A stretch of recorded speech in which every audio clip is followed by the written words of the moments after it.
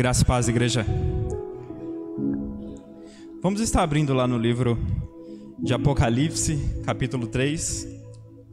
O livro que nós estamos precisando um pouco estudar nesta noite. Deus trouxe até a minha vida para que eu pudesse falar com a igreja nesta noite. O livro de Apocalipse, capítulo 3, a partir do verso 14. Texto que é conhecido pela carta à igreja de Laodiceia. Verso 14. Ao anjo da igreja em Laodiceia escreva: estas são as palavras do Amém, a testemunha fiel e verdadeira, o soberano da criação de Deus. Conheço suas obras, sei que você não é frio nem quente. Melhor seria que você fosse frio ou quente. Assim, porque você é morno, não é frio nem quente, estou a ponto de vomitá-lo da minha boca. Você diz: estou rico, adquiri riquezas e não preciso de nada. Não reconhece, porém, que é miserável, digno de compaixão, pobre, cego e que está nu. Dou-lhe este conselho: compre de mim ouro refinado no fogo, e você se tornará rico. Compre roupas brancas e vista-se para cobrir a sua vergonhosa nudez, e compre colírio para ungir os seus olhos e poder enxergar. Repreendo e disciplino aqueles que eu amo. Por isso, seja diligente e arrependa-se. Eis que estou à porta e bato. Se alguém a ouvir a minha voz e abrir a porta, entrarei e cearei com ele e ele comigo. Ao vencedor, darei o direito de sentar-se comigo em meu trono, assim como eu também venci e sentei-me com meu Pai em seu trono. Aquele que tem ouvidos, ouça o que o Espírito diz às igrejas. Amém? Senhor Deus, nós te agradecemos pela oportunidade de nós estarmos aqui nesta noite, estudando e falando um pouco mais da tua palavra. Dê-nos sabedoria neste momento para que a gente possa escutar, ouvir e colocar em prática tudo aquilo que o Senhor tem para nos ensinar. É o que eu te peço no nome do Senhor Jesus. Amém e amém. Queridos irmãos, eu queria falar nesta noite a respeito das lições que a igreja de Laodiceia ela traz para nós nos dias de hoje. E quando eu falo de igreja de Laodiceia, aqui eu não estou excluindo nós como individual. Porque é normal que nós pensamos na igreja como coletivo. Mas essa mensagem, ela não serve tão somente para a igreja. Eu quero que você já comece trocando. Você faça um exercício aí onde você está. Você já comece trocando carta à igreja de Laodiceia. Ao invés de Laodiceia, você coloque que seja uma carta a você. Jesus quer falar com você nesta noite. Jesus quer te ensinar. Jesus quer te falar, quer repreender aquilo que muitas vezes nós estamos errando. Porque nós somos ser humano, nós somos falhos. Nós nascemos pecadores. E nós precisamos da repreensão do Senhor para que a gente possa ser para que a gente possa ter um coração ali quebrantado diante de Deus. Então, Deus, além dele trazer hoje esse estudo a respeito da igreja de Laodiceia, ele quer falar com você nesta noite. Então, que lições a igreja de Laodiceia pode nos ensinar? Se nós formos aqui estudar a questão do contexto da época, João é quem escreve esse livro. E se nós formos olhar ali no contexto do Império Romano, boa parte ali, para nós falarmos com bastante exatidão, praticamente todos os apóstolos ali que nós vemos durante a Bíblia sendo relatado já sofreram martírio, já foram mortos. E o único que restava aqui era João. João estava ali na ilha de Patmos. E nós tínhamos o imperador Domiciano, que era conhecido por perseguir os cristãos, assim como Nero foi. Ele quase foi considerado um Nero 2.0, vamos dizer assim. Porque ele era um imperador que ele costumava repreender, perseguir, como é padrão do Império Romano e a grande maioria dos seus imperadores. Mas Domiciano era um dos que mais perseguia. Então, na sua tentativa ali de combater o cristianismo, ele deportou João para a ilha de Patmos. João, naquela época, ele era pastor da igreja de Éfeso.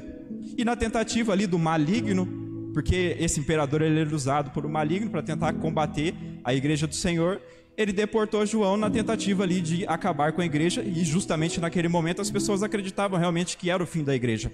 Mas o Senhor tinha uma porta aberta para João, como ele tem para nós. Quando João chegou naquela ilha de Patmos, Deus falou: chega aqui, João, eu vou abrir uma porta para você e eu vou te mostrar guarde bem as palavras que eu estou falando e registre, porque eu tenho grandes coisas que vão acontecer com a humanidade, que vão abalar a história da humanidade. Então ele abriu uma porta para João e foi mostrando tudo aquilo que deveria de acontecer. E a palavra de Deus é muito enfática em falar que João, ao saber dessas coisas, ao ver ali a presença de Deus, ele, lá no versículo do capítulo 1 de Apocalipse, no verso 17, se nós voltarmos um pouquinho, João vai falar que quando viu Jesus, ele caiu aos seus pés como morto. E aí ele então colocou a sua mão direita sobre mim e disse, que Jesus pegou e falou: não tenha medo, eu sou o primeiro e o último, sou aquele que vive. Estive morto, mas agora estou vivo para todo sempre. Então, a Bíblia ela é bem enfática em falar da grandiosidade de Deus, da presença de Deus ali diante de João. E João, a partir de então, começa a relatar todos os registros que Jesus tinha para nos contar. E um desses registros está o que nós estamos estudando nessa noite, que são as 7 cartas, as 7 igrejas que Deus tinha para falar a respeito sobre as considerações e aquilo que ele tinha para falar a respeito das igrejas, aquilo que eles estavam fazendo de errado, aquilo que estava bom e aquilo que deveria melhorar. E uma delas é a igreja de Laodiceia. As outras igrejas nós temos considerações que são relativamente ruins, muitas consideradas como imorais, que se dobravam às seitas ali que davam o incentivo a você cometer pecados que eram imorais. E nós vemos igrejas também que resistiram diante de tanta perseguição e continuaram firmes. Mas a igreja de Laodiceia é muito interessante porque o Senhor, diferente das demais igrejas, quando ele se tratava das questões morais, ele fez algumas considerações diferentes. Aqui o ponto que João ele tanto enfatiza é a mornidão espiritual. É como se fosse uma igreja de fachada em que, para a sociedade, ela estava bem na fita, estava tudo bem. Nós estamos bem de riqueza, nós temos pastores alinhados, nós não temos aqui falsos profetas. E aos olhos da sociedade, talvez aquilo parecesse tudo bem, a igreja estava indo de polpa, né? Como nós falamos, de polpa e vento. Mas o que interessa aqui para nós nessa igreja é a mornidão espiritual. E é o que eu quero fixar com você nessa noite, pensar a respeito disso. A mornidão espiritual nas nossas vidas. Porque durante a nossa caminhada como cristãos, nós passamos por diversas fases, não é verdade, da nossa vida? Nós conhecemos o Senhor, estamos ali como o bebê espiritual. E eu posso dizer com certeza que é o momento em que nós estamos mais próximos de Deus. Quando nós conhecemos a Deus e estamos ali no nosso ápice, nós vemos toda a glória de Deus, tudo aquilo que Ele é possível de fazer, e nós estamos sempre sedentos, buscando a Ele, servindo a Ele com força total. E aí, com o passar do tempo, com a caminhada das nossas vidas, nós temos algumas escolhas que nós podemos fazer.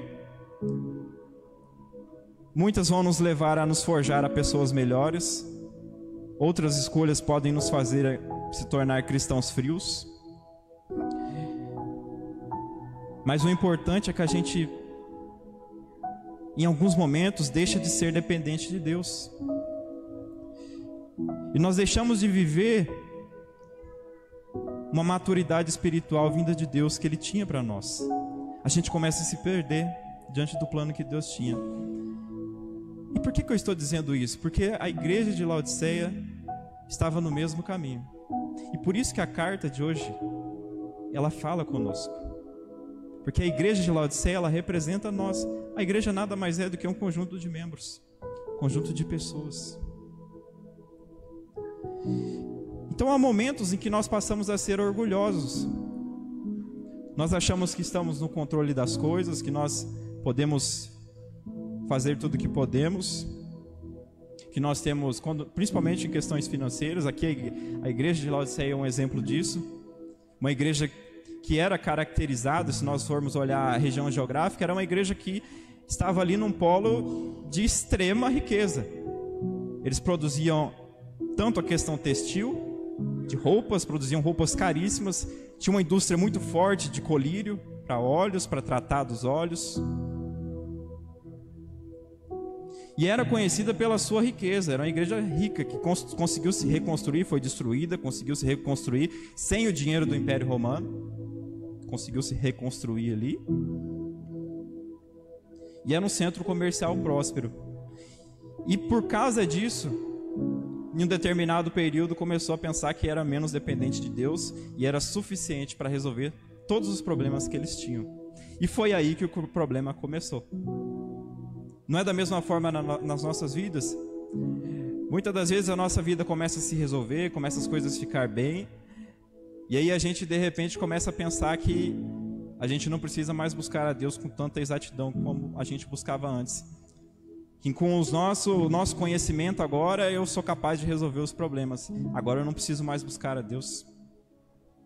Que com os recursos financeiros que eu tenho agora eu não preciso mais recorrer a Deus para fazer as coisas. Eu não preciso consultar a Ele.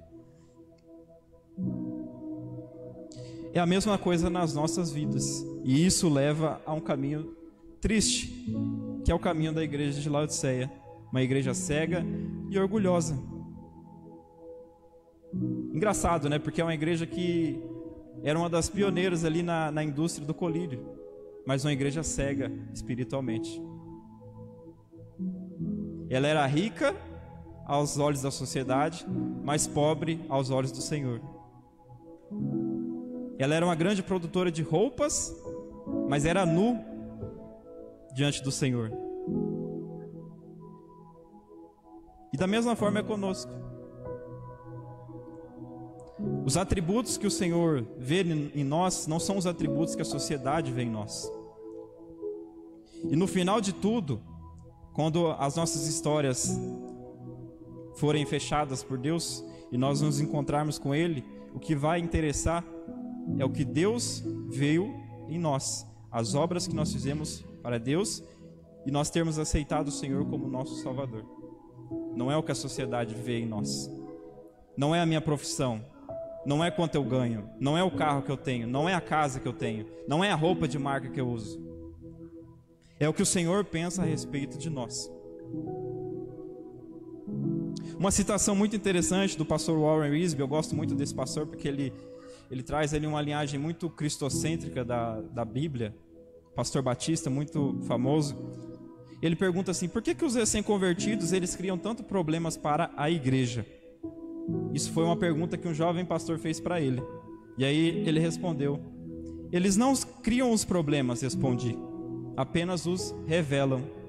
Os problemas já estavam lá, mas nos acostumamos com eles. Os cristãos novos na fé eles são como crianças em casa, dizem a verdade sobre o que vem.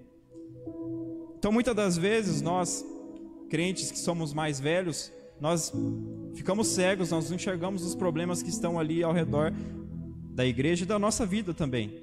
E aqueles que estão chegando agora, que são recém-convertidos, que estão ali no ápice da experiência com Deus, eles conseguem ver com mais facilidade do que nós. E revelam os problemas que estão ali. Não que eles trazem os problemas, mas sim revelam os problemas que já estavam ali. Não é aquela mesma comparação aqui, eu quero usar a analogia com o carro. Quando você está lá, a pessoa usa a água de torneira o tempo todo no carro, e quando ela coloca o aditivo, a pessoa fala, mas estragou o carro. Mas não foi a água o aditivo que você colocou que estragou ali a tubulação. Já estava estragado, mas quando você colocou o aditivo, ele revelou o defeito que estava ali, o problema que estava ali, e começou a vazar.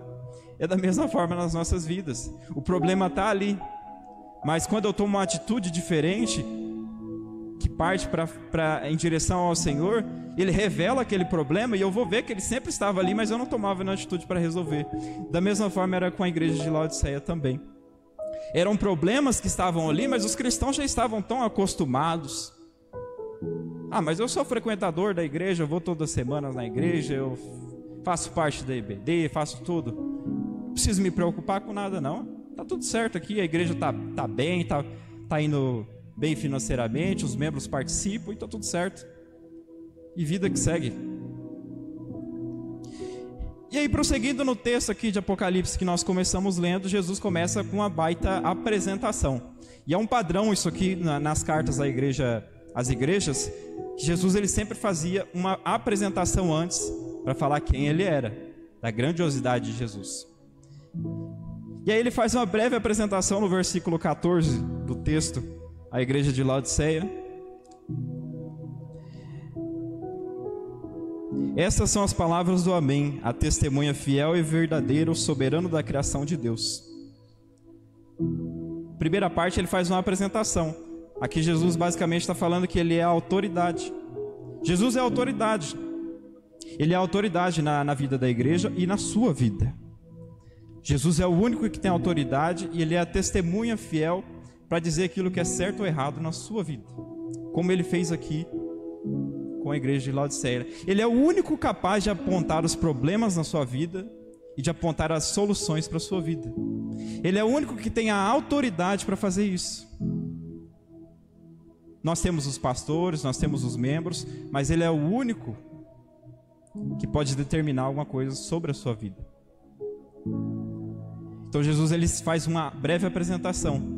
E aí Jesus continua no versículo 15, para nós sermos mais rápido.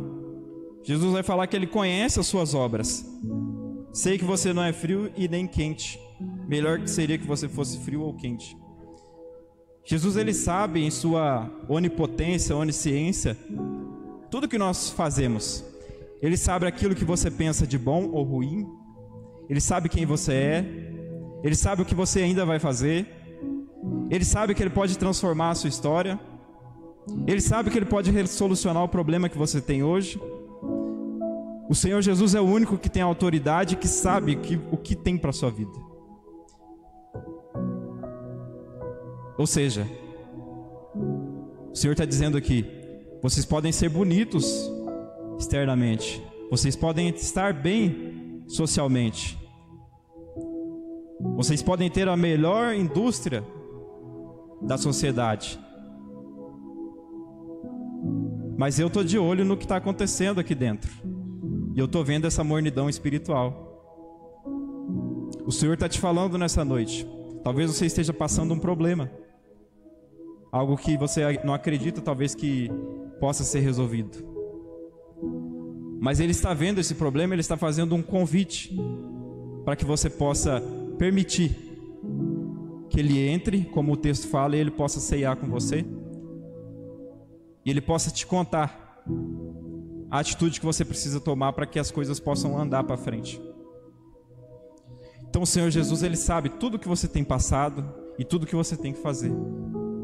Ele é o Senhor.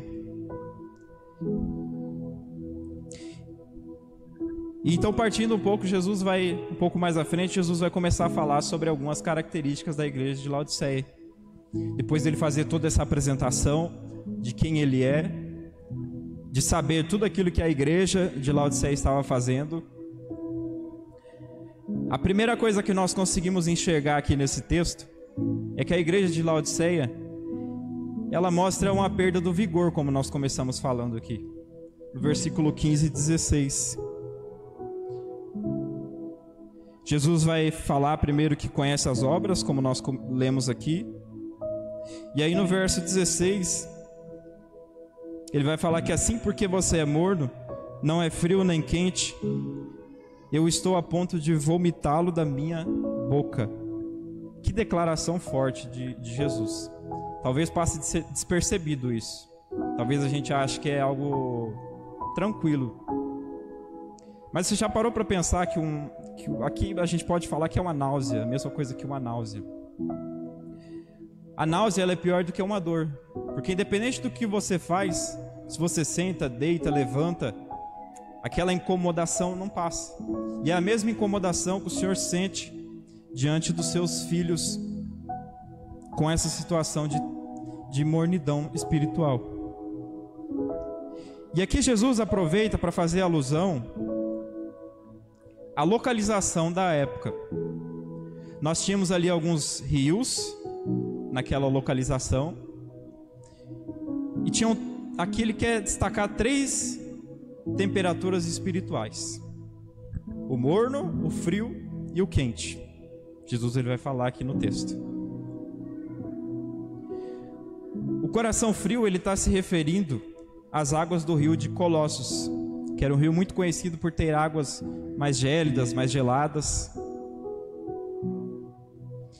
E nós conseguimos ver algumas palavras a respeito disso em Mateus 24:12. Você pode olhar na sua casa sobre isso depois.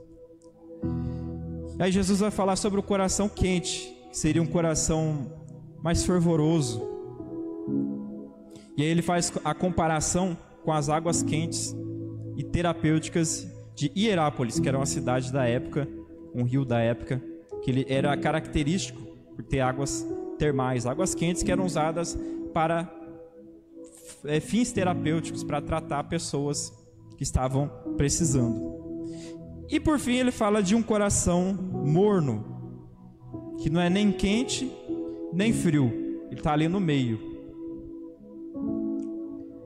Isso representa muito nas nossas vidas, porque diz muito a respeito do que aquilo que Deus espera de nós, que nós não sejamos cristãos que ficam em cima do muro, cristãos que não tomam posicionamento, cristãos que aceitam as coisas erradas e não se posicionam diante da pressão. Por isso que o Senhor fala que era melhor que a gente fosse quente ou frio, pelo menos teria alguma função, mas morno não. Morno não. Morno quer dizer que nós somos, não só a igreja, mas nós, uma igreja espiritualmente indiferente, morna, sem paixão por Deus. E aqui eu peguei uma citação do Hernandes Dias Lopes que caracteriza muito bem sobre o que é a mornidão espiritual. Ele vai dizer assim: o crente morno, ele está muito feliz consigo mesmo, olha-se no espelho e dá nota máxima para si mesmo, chega a dizer que está rico e abastado e não precisa de coisa alguma. Um crente morno acomodou-se, perdeu o fervor, é um religioso praticante, mas sem entusiasmo por Deus. Um crente morno, importante agora, provoca náuseas no Filho de Deus.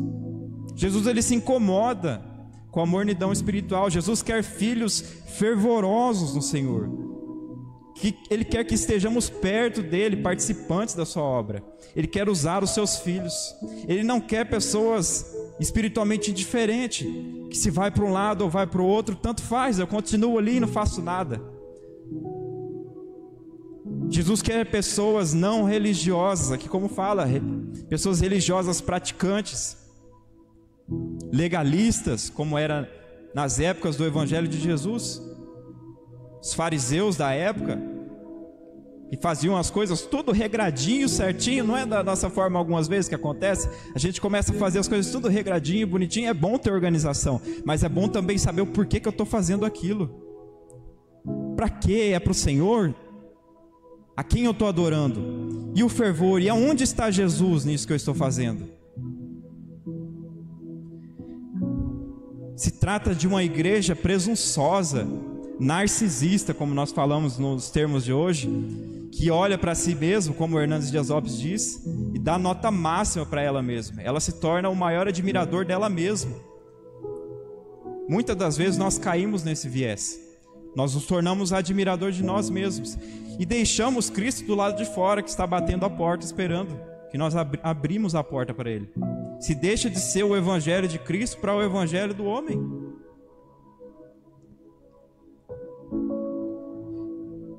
Uma igreja que fala que não precisa de nada, nós não precisamos de coisa alguma, e continua alimentando essa atitude dia após dia. E a consequência disso é que o poder espiritual se deteriora. Nada diferente disso, porque Deus ele não fica, a sua presença não fica sobre isso. Deus não concorda com isso. Nós precisamos de Deus para ter o poder. Sem Deus nós não somos nada. Basta lermos a história de Sansão, muito bem conhecida. Quando o poder de Deus se retirou dele, acabou. Não tem homem que persevere, que viva, que seja forte. A presença de Deus se cessa diante da vida dele, acabou. Acabou. Nós precisamos tomar a atitude de cristão nós precisamos ser fervorosos, nós precisamos ser ardentes por Deus, nós precisamos ser humildes, nós precisamos assumir a dependência de Deus. Por quê? Senão nós vamos perder o vigor, como a igreja também perdeu.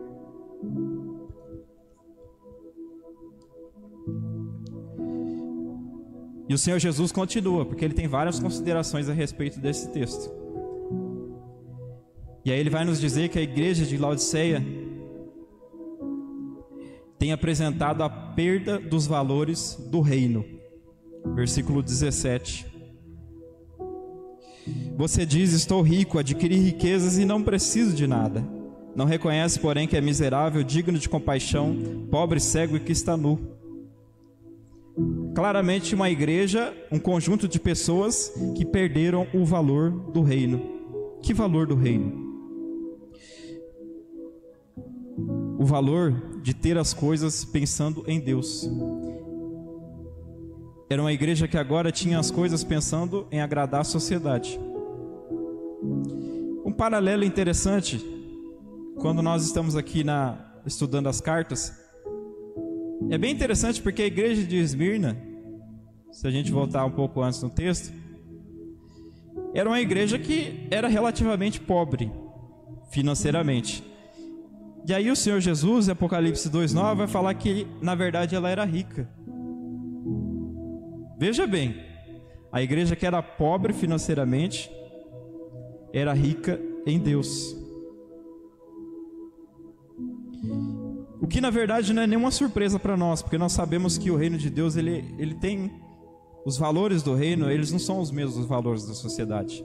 E aquilo que nós achamos que é valioso para nós, para Deus de repente não é.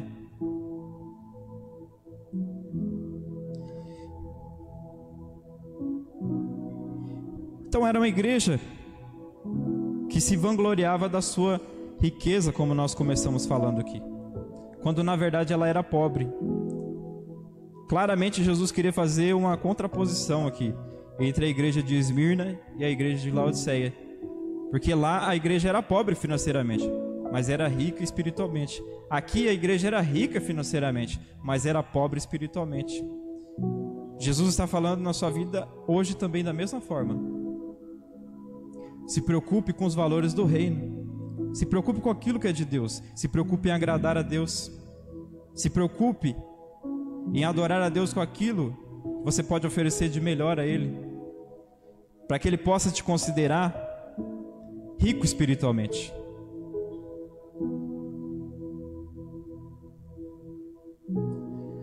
Aos olhos do Senhor, esse povo era um povo infeliz, como Ele mesmo fala, miserável, pobre, cego e nu. E aqui alguns pontos. Essa igreja ela tinha confiança em bens materiais, ao invés da dependência de Deus. Eu quero que você vá pensando também. Muitas vezes a gente coloca confiança em bens materiais em vez da dependência de Deus. Só citando o Salmo 27:8, que fala que alguns confiam em carros de guerra, outros confiam em cavalos, mas nós confiamos no Senhor. É uma mentalidade comercial que havia se estabelecido naquele lugar. E se nós voltarmos para pensar, talvez você lembre que Jesus entrou no templo e tinham várias pessoas fazendo do templo dele, da igreja, um comércio. Olha que interessante que aqui depois voltou a se repetir em outra igreja. As pessoas não entenderam ainda o que é para se fazer e continua se repetindo na sociedade de hoje. Pessoas fazendo da igreja um comércio. Ou seja, o business que a gente fala se infiltrou na igreja, se tornaram grandes empresas com grandes negócios, mas de Deus é só isso aqui, ou nada. Nós precisamos tomar cuidado para nós não ser tomados pelos valores mundanos. Muito cuidado quando nós passamos a valorizar os bens terrenos e esquecer que nada vem sem o Senhor. Para nós avançarmos aqui, já estou terminando. O Senhor nos diz também que a igreja de Laodiceia nos mostra a perda da visão e das vestes. Versículo 18, na parte B, para nós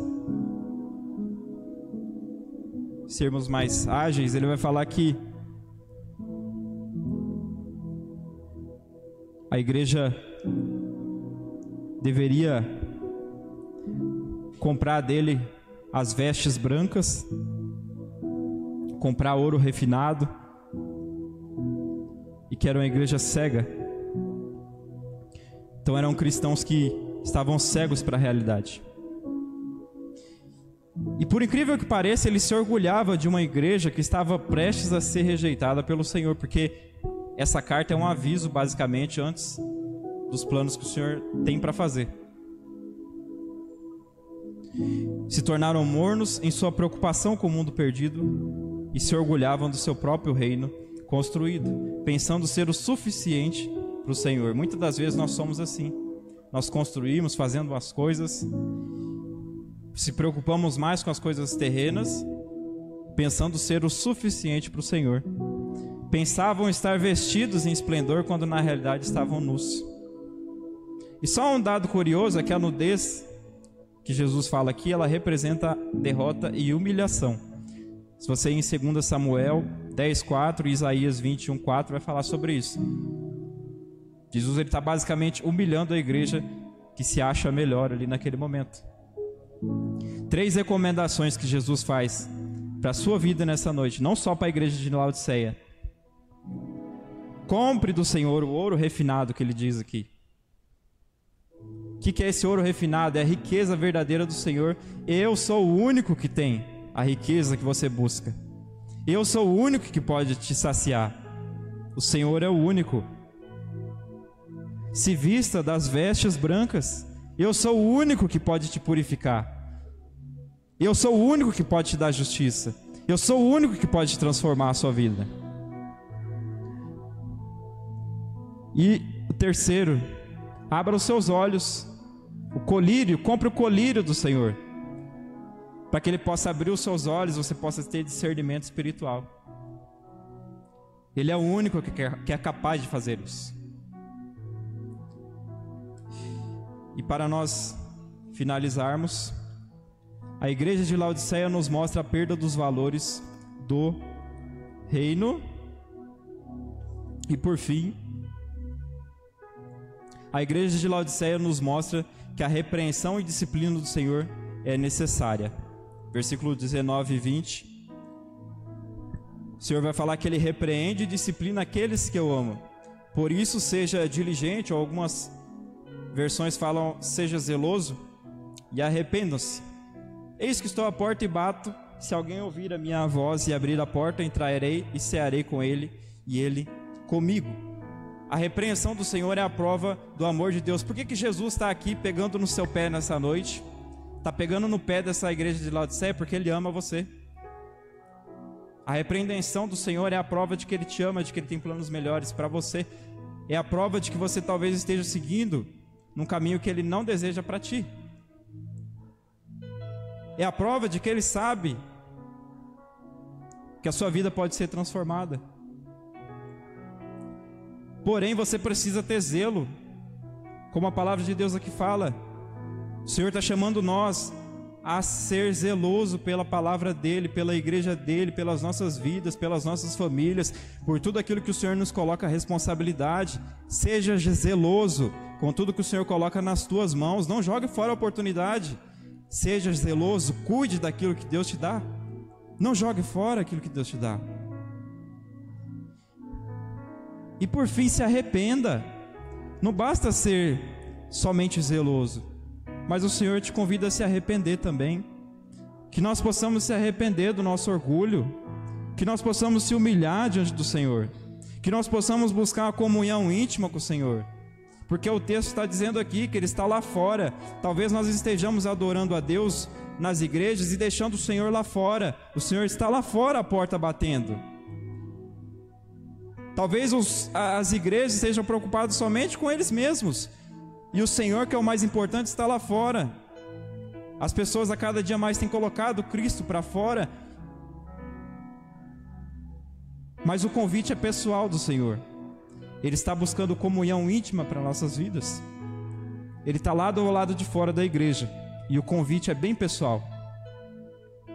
O Senhor vai falar: se alguém ouvir a minha voz, você abrir a porta, eu vou entrar e vou cear com você e ele vai cear comigo. A igreja de Laodiceia, ela pensava ser uma igreja independente. Pensava que não precisava de nada, e é uma reflexão para as nossas vidas. Muitas das vezes nós acreditamos que nós somos suficientes, somos independentes, não precisamos mais. Mas ela não permanecia em Cristo.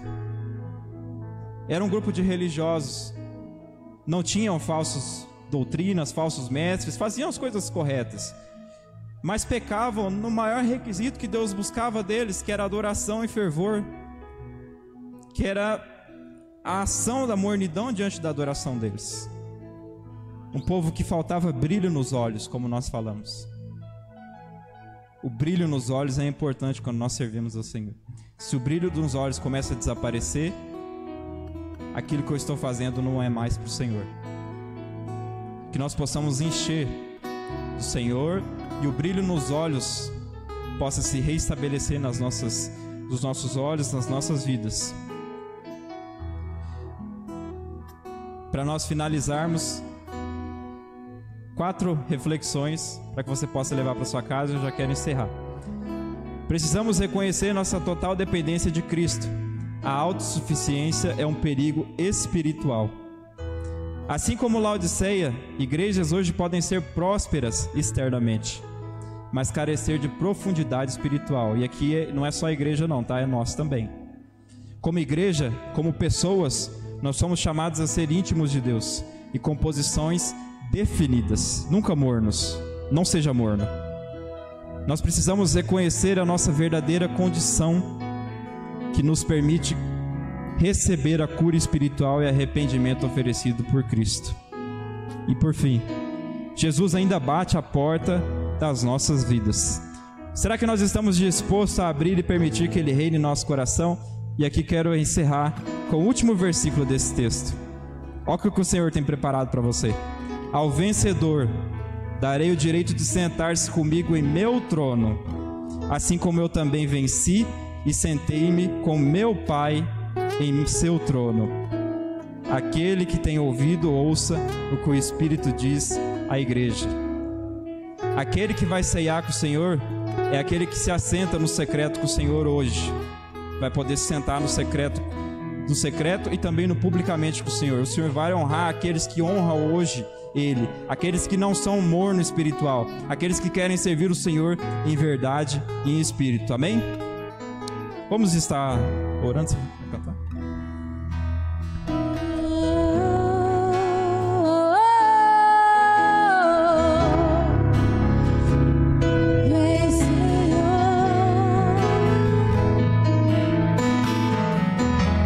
Acende o fogo em meu coração, eu não resistirei, eu não controlarei. Eu quero mais de ti, Deus, eu quero mais de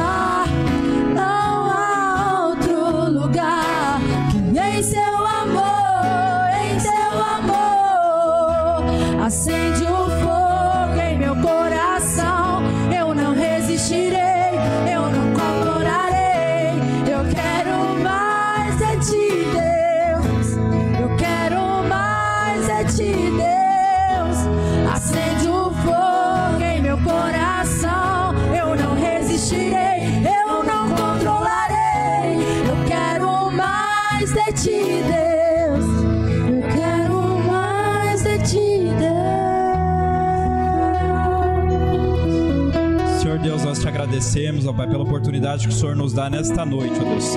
Obrigado, ó Pai, pela Tua palavra, pela Tua graça, pelo arrependimento que o Senhor nos possibilita todos os dias nas nossas vidas, ó Deus. Obrigado pela Tua presença, ó Deus, que o Senhor esteja ceando conosco todos os dias, ó Pai. Que a nossa casa, ó Deus, esteja presente o Senhor, ó Deus. Que o Senhor abençoe as nossas famílias, que o Senhor abençoe a vida de cada um aqui está, ó Deus. Aos seus maridos, as esposas, aos filhos, as famílias no total, a igreja, ó Deus, que nós possamos ser uma igreja que propaga a Tua palavra, que vive o Teu evangelho, ó Deus. Uma igreja, ó Deus, fortificada no Senhor, que toma posicionamento, que vai à frente, mesmo sem saber o que vai acontecer, mas sim uma igreja que toma o mesmo posicionamento que Abraão, quando o Senhor disse, ó Deus, saia da tua terra, ó Deus, e vá, que eu vou te mostrar o caminho onde você deve seguir, que eu vou te prover os recursos que eu há de prover para você, mas eu tenho um objetivo para você. Não importa nós sabermos aonde nós vamos, importa é que o Senhor está nos levando, importa é que o Senhor está conosco, importa é que o Senhor está, ó Deus, transformando as nossas vidas a cada dia, ó Deus. Nos dê, ó Deus, um coração fervoroso ao Senhor, ó Deus, para que a gente possa viver a Tua boa, perfeita e agradável vontade, ó Deus. Perdão, ó Deus, dos nossos pecados, perdão, ó Deus, muitas vezes por nós sermos orgulhosos. Nós nos humilhamos agora nesse momento, ó Deus, nós nos prostramos diante de Ti, nós reconhecemos a Tua grandeza, nós reconhecemos, ó Deus, que só Tu, Senhor, é o único capaz de estar nos trazendo, ó Deus, uma vida plena, útil, agradável, ó Deus, para que a gente possa ser o sal, ser toda a diferença, ó Deus, nessa terra. Continue, ó Deus, nos usando, continue, ó Deus, fazendo aquilo que o Senhor deseja.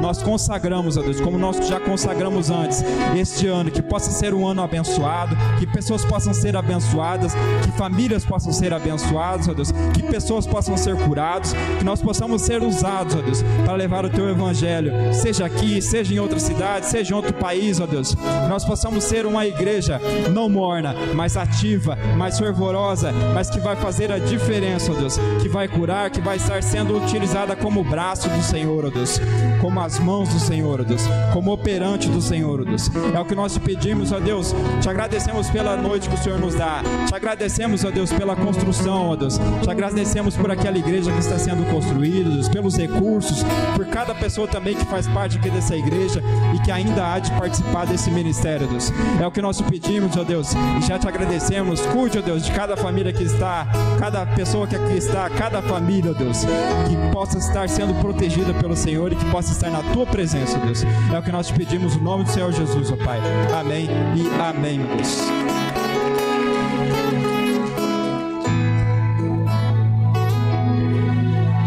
Que Deus abençoe, você possa ir em paz, te deslocar até a tua casa, que você possa refletir sobre a palavra de hoje.